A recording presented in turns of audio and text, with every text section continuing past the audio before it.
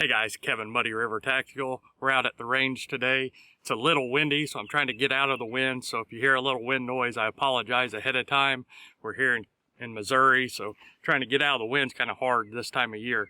But anyways, today we have the Glock 28, which I won't say is a new pistol. This pistol's been around for quite some time. However, it is new to the U.S. market, as they had some importing laws of some kind that wouldn't allow this pistol to be imported to us. So I think this pistol's been around for a long time. I don't even know exactly how long, but these are the first ones in the US.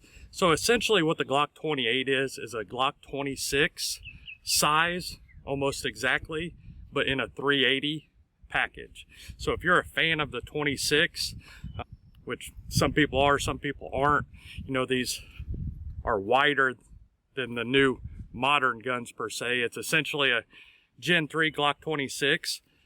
The 26 was a great gun. However, some people, for its size, didn't like the extra recoil. Some people like a 380, so you kind of got that going.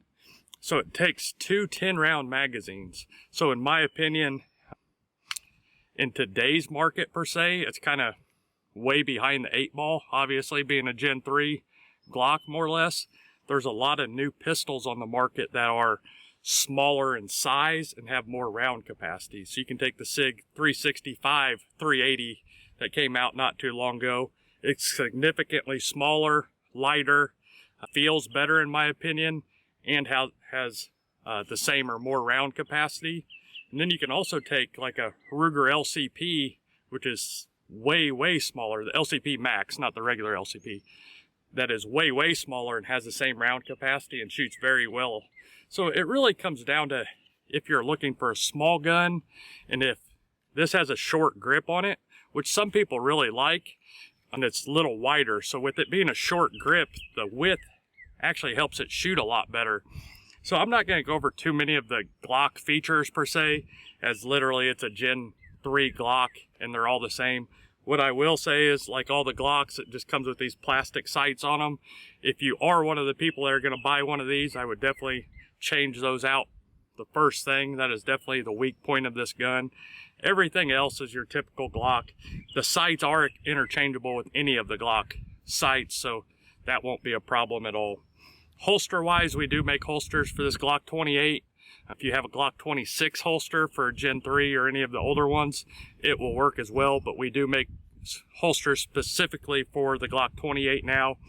The mags, like we said, are the same size, but you can see they're indented and molded a little different, which kind of sucks because on a lot of the Glocks, it was nice to be able to use the other mags from other guns in them, which with this and a 380, you won't be able to do that. So like if you take a Glock 26, for instance, you can put a Glock 17 mag in it and shoot it that way.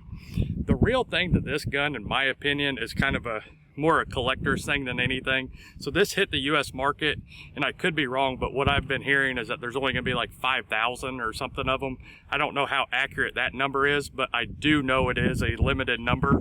So that's kind of one of those things. If you're a Glock fan and have Glocks, it'd be nice to have this one as well, being as a limited run. But let's put a mag in this and shoot a couple rounds. These will be the first rounds I've shot through this gun, so let's just see how it really shoots.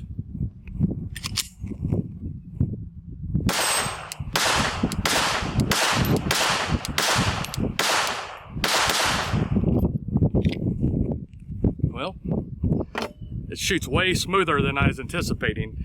I've never been a Glock 26 fan per se, just because of the short grip, but this in a 380, I mean, I don't know how well you could tell from the video, but shoots super smooth. That really shocks me. So I don't know, that's not too bad at all. I'm gonna load up a couple more mags and shoot them as well here in a minute. But this is just kind of a first impressions of this gun, and kind of go over some of the minute details here. I have seen a few people saying that they had jams and stuff with them. I don't see that being a problem. Like I said, that was only my first mag, so we'll tell some more. On this video, we probably won't do very many rounds. We'll just do a few, but we will come back and do, I don't know if I'll do a 1,000 round review on it, just because in all honesty, Not that this is a bad gun, there's just a lot of guns I'd rather shoot, so I don't know if I'll take the time to get to a full 1,000 rounds, but I will do another video to at least 500 rounds just to kind of see if those other videos and the people saying they've had issues with them is accurate or not. And that's kind of relative speaking as well, because no matter if it's me or any of the other people you see doing videos or your buddies, you know, they're only got one of one to compare on. So if there's 5,000 of these out there, there could be an issue with one and not the other. But I will do a video just to bring that back. So I'm gonna stop and load a few more mags up and shoot it a few more times, and then we'll give you our final thoughts.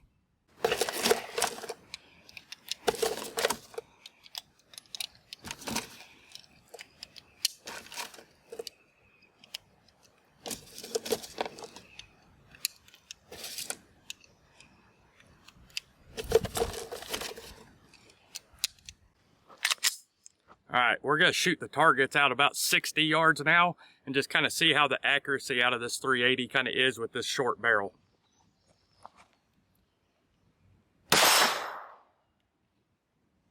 Well, I guess I won't have to go too terribly far, like we said on the next video, to show any issues with it. That was a failure to eject. As you can see, it's stuck in there. So let's clear that real quick and see where we're at. So now we got double feed.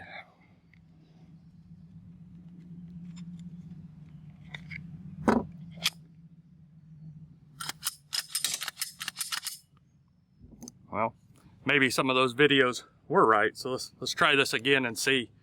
I am wondering though if it isn't, I just had that mag loaded to 10, and the 10th round is super hard to get in there, so I'm wondering if it's something to do with the mag. But let's start over and let's see here.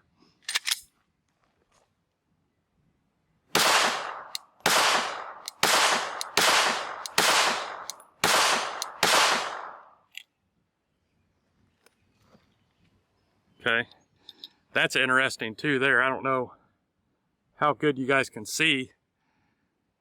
That didn't even eject out of the gun on that last round.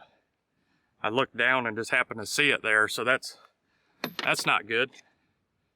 And I'm glad I got it on camera, because, you know, you got the Glock haters in the world that just hate Glocks and whatever. I'm definitely not one of those guys. I shot a Glock 19 a lot, and I like Glocks in a lot of different ways, and they've always been reliable to me. So that kind of shocks me a little bit, to be honest with you. But let's try the second mag real quick and see if the issue persists or not.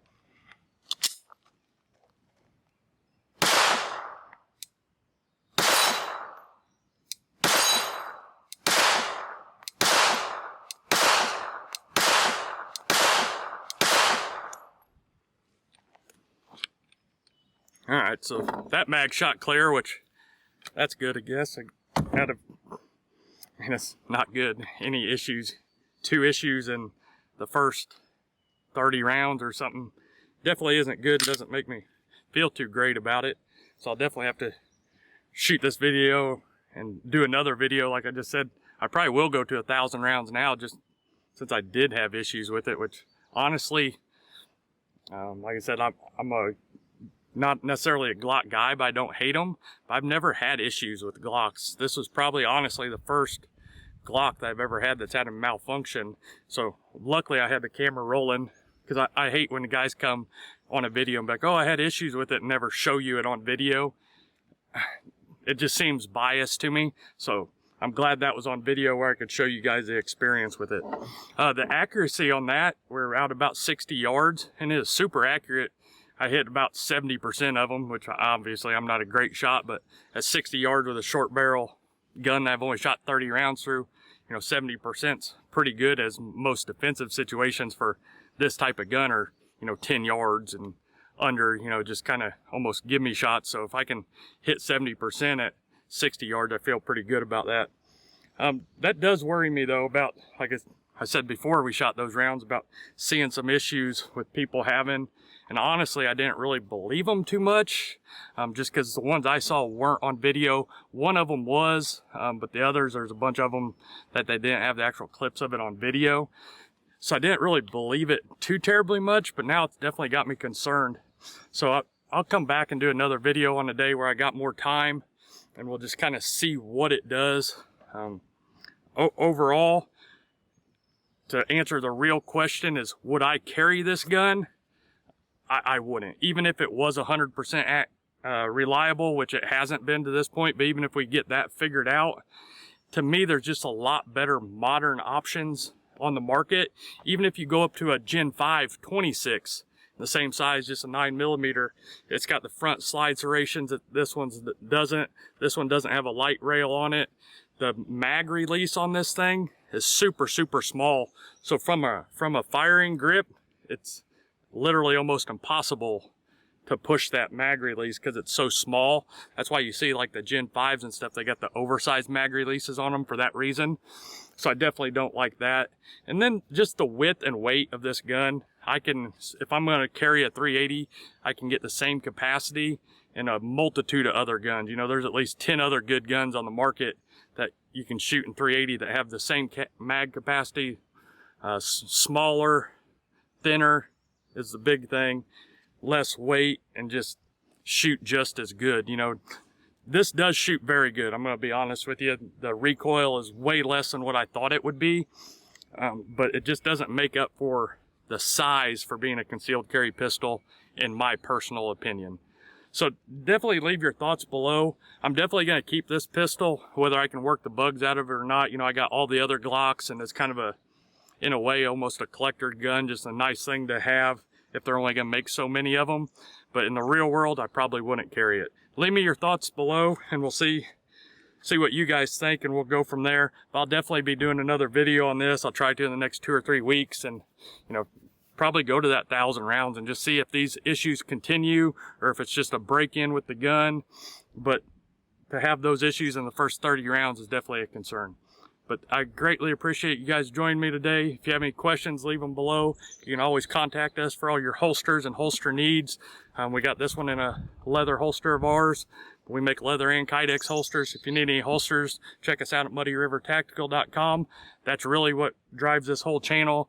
We don't monetize the channel or anything like that. We just try to bring you straight, honest gun reviews and our thoughts on guns for you guys, not for the industry. You know, there's so many of these channels on there that are kind of swayed one way or another because they're getting guns from straight from manufacturers or whatever. We do get guns from manufacturers sometimes, but we're going to give you our honest opinion all the time. Our opinions may differ from yours, but we're definitely going to be honest with you. So thank you guys for joining us. Until next time, keep practicing and always be prepared.